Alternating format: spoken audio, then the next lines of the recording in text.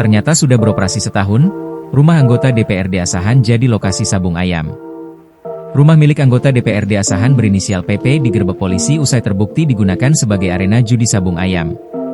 Penggerebekan dilakukan pada Minggu, 20 April 2025, di Desa Punggulan, Kecamatan Air Joman, Kabupaten Asahan, Sumatera Utara. PP, yang merupakan anggota DPRD dari fraksi Golkar, ditangkap bersama 7 orang lainnya yang turut terlibat dalam aktivitas perjudian tersebut. Dari lokasi, petugas mengamankan sejumlah barang bukti, antara lain 1 set ring ayam, 9 ekor ayam laga, 8 tas ayam, dan 23 unit sepeda motor yang terparkir di halaman rumah PP.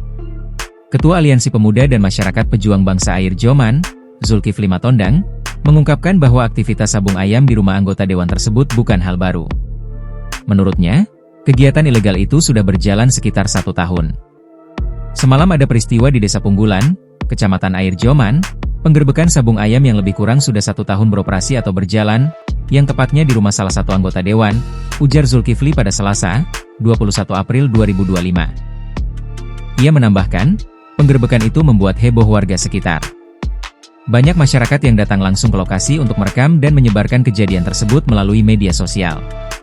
Setelah penangkapan, masyarakat disebut langsung mengadakan musyawarah dan menyuarakan keinginan agar kasus ini diproses secara hukum. Zulkifli menilai perbuatan PP sangat mencoreng citra wakil rakyat. Ia mengaku banyak warga yang menghubunginya untuk menanyakan soal kemungkinan pemberhentian PP dari jabatannya. Warga pun menilai bahwa PP telah bertindak sewenang-wenang dan tidak memberi contoh yang baik. Download Tribun X sekarang, menghadirkan lokal menjadi Indonesia.